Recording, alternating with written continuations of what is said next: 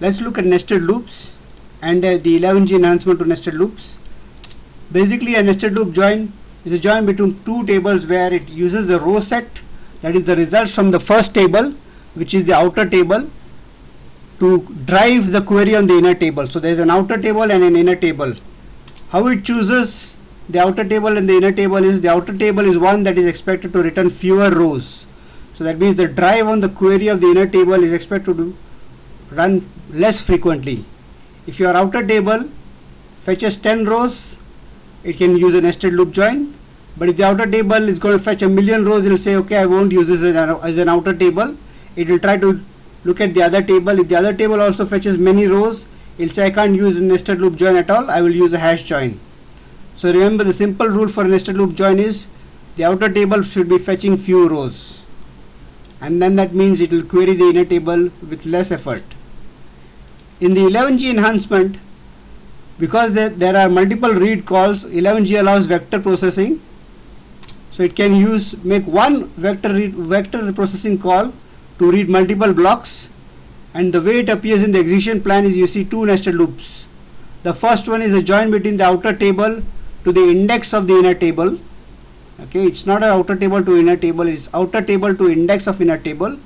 Since the index returns row IDs, the second nested loop will then fetch the rows from the inner table based on those row IDs. So here's a quick description of the enhancement here. Let's look at this query on transactions and products table.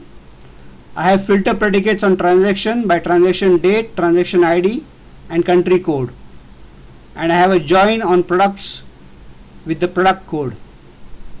Here, although the transaction table is much larger than the product table, because of the filter predicates on the transaction table, it's probably going to use a nested loop. If it finds that there are fewer rows from the transaction table, use the transaction table as the outer table.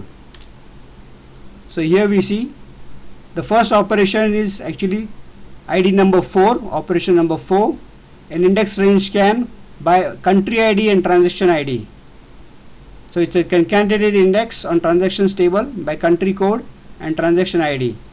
It's going to access those, and it estimates it's going to fetch 252 row IDs. But when it filters by transaction date, it's going to say I'm going to fetch only one row for that transaction date from the transactions table. That is operation ID number 3. These two combined together is the outer table. Remember, the outer table may be an index scan or a full scan. Here in this case, the outer table is an index scan. If you have a simple query, an example query between say employees and departments, your outer table might be a full table scan, fetching only 10 rows from a department's table. But here my outer table is an index range scan based on country code and transaction ID, and then filter by transaction date.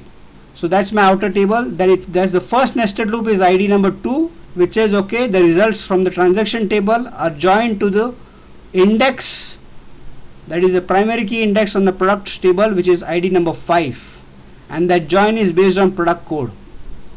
So steps number 4 and 3 return the rows from transactions table, and that includes the product codes. Step number 5, ID number 5, returns the product matching row IDs from the products code index, the primary key index on products code. So that's the first nested loop. The second nested loop, then, let me explain it here.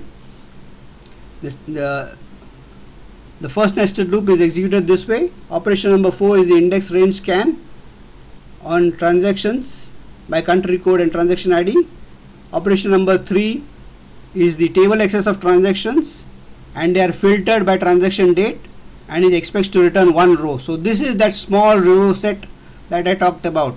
The first row set says transactions will be the outer table because I fetch only one row from transactions, and this makes the transactions table the outer table. The nested loop that you see here from IDs 2 and 5 is the first nested loop, where it joins the results of the transactions table with the product table, and it expects to fetch a single row ID from the product table because the product table is going to the product fetch is based on a unique index. It's a primary key index actually. Then steps 1 and 6 is the second nested loop. Let me just go back to the full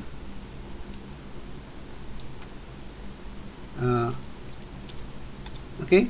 I need not go back. You can see step number 1 and 6 shows the nested loop and the table accessed by index, row ID and product table.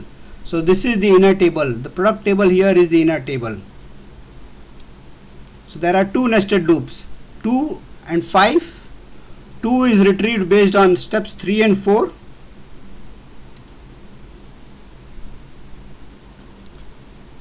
Steps 3 and 4 here.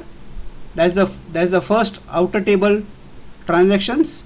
The nested loop 2 to join to number 5 is the first nested loop. The nested loop 1 to join to operation ID 6 based on the products table, and the join is based on the row ID is returned by index number by the index in ID number 5.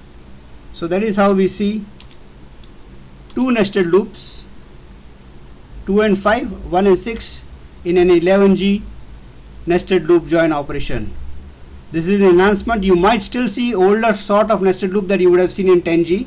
So the older method will still appear in 11G under certain conditions, but this might be the preferred plan in 11G. Two nested loops, one outer table, one inner table, but fetching the index of the inner table before fetching the table. Thank you.